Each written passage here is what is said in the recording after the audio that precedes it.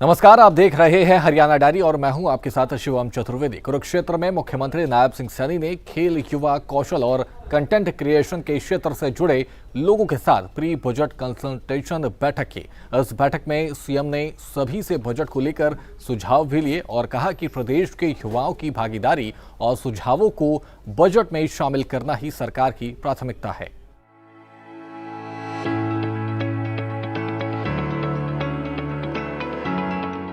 हरियाणा में बजट को लेकर तैयारियां जोरों पर है, जिसे लेकर मुख्यमंत्री जनमन की लगातार राय ले रहे हैं। कुरुक्षेत्र दौरे पर मुख्यमंत्री नायब सैनी ने कुरुक्षेत्र यूनिवर्सिटी में युवाओं से संवाद किया। साथ ही खेल, युवा, कौशल और कंटेंट क्रिएशन के क्षेत्र से जुड़े लोगों के साथ प्री बजट कंसल्टेशन भी किया और उनके सुझाव लिए। इस मौके पर मुख्यमंत्री ने कहा कि पिछले साल युवाओं और उद्यमियों से मिले 73 सुझावों में से 32 सुझावों को बजट में शामिल किया गया था। प्रदेश के खिलाड़ियों ने हर मंच पर श्रेष्ठ प्रदर्शन किया है। सरकार की ओर से 231 पदक विजेताओं को सरकारी नौकरी दी गई, जबकि 683 करोड़ रुपए पुरस्कार के रूप में वितरित किए गए। सुझाव हमारे पास आए, पिछले वर्ष भी सुझाव आए। उन्होंने कहा कि हमारे लिए जो हमारे स्टार्टअप हैं, स्टार्टअप्स के लिए फंड ऑफ फंड्स वो खड़ा करना चाहिए। हमने 2000 करोड़ रुपए का फंड्स ऑफ फंड वो खड़ा किया ताकि युवाओं को कोई काम करने में दिक्कत ना आए। और साथियों, इसी प्रकार अन्य वर्गों के, चाहे एग्रीकल्चर, क्योंकि हमारा एग्रीकल्चर बेस्ड स्टेट है, एग्रीकल्चर से हमारे जो किसान है, हमारा एफपीओज है, हमारा प्राकृतिक खेती करने वाला किसान है, हमारा जो ऑर्गेनिक खेती करने वाला किसान है, हमारा प्रोग्रेसिव किसान है।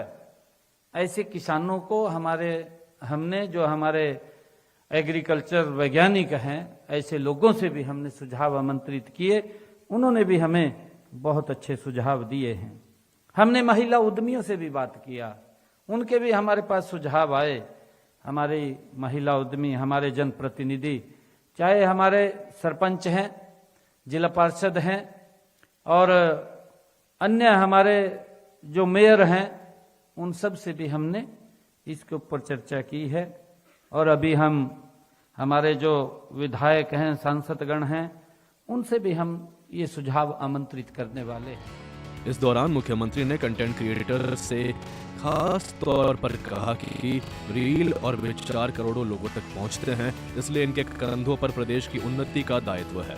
युवाओं को और सशक्त बनाने के लिए सरकार ने डिपार्टमेंट ऑफ फ्यूचर का गठन किया है। इसके साथ ही गुरुग्राम और पंचकूला में एआई हब स्थापित किए जाएंगे, जो नवाचार और डिजिटल कौशल को बढ़ावा देंगे। साथियों, जैसा मैंने कहा है कि देश के यशस्वी प्रधानमंत्री आदरणीय नरेंद्र मोदी जी ने विकसित भारत का संकल्प लिया है। 2047 आदरणीय प्रधानमंत्री जी का संकल्प है कि भारत दुनिया का ये ब्राइट स्पॉट्स बने, चमकता हुआ सितारा ये भारत दुनिया का बने।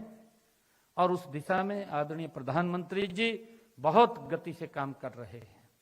आज हम देख रहे हैं, आजादी के बाद 2047 के बाद अगर भारत इतनी गति से बदला है तो नरेंद्र मोदी जी की दूरगामी नीतियों के कारण बदला है कि आदरणीय मोदी जी दिन रात भारत को अग्रणी देश बनाने में लगे हुए। वहीं मुख्यमंत्री ने प्रधानमंत्री नरेंद्र मोदी की दूरगामी नीतियों की तारीफ करते हुए कहा कि देश तेजी से आगे बढ़ रहा है, वोकल फॉर लोकल नीति को बढ़ावा दिया जा रहा है और नशे के खिलाफ मुहिम छोड़ी गई है। इस बार का बजट केवल सरकार का नहीं, बल्कि हरियाणा के 2 करोड़ 80 लाख लोगों का बजट है। आदरणीय प्रधानमंत्री जी ने एक संकल्प लिया था कि हम दुनिया की 5वीं आर्थिक शक्ति बनेंगे और मोदी जी के उस विजन के कारण भारत दुनिया की 5वीं अर्थव्यवस्था के रूप में आकर के खड़ा हो गया। और फिर आदरणीय प्रधानमंत्री जी ने यह संकल्प लिया कि हम दुनिया की 3री आर्थिक शक्ति बनेंगे। और साथियों, देखते ही देखते भारत दुनिया की 4थी आर्थिक शक्ति के रूप में खड़ा हो गया।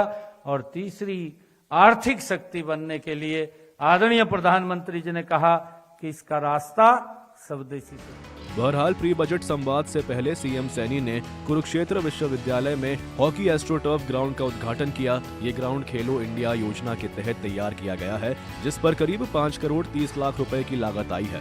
इसके साथ ही मुख्यमंत्री ने विश्वविद्यालय परिसर में बनने वाले all weather swimming pool project का भी शिलान्यास किया, जिसकी अनुमानित लागत करीब 8 करोड़ रुपए है।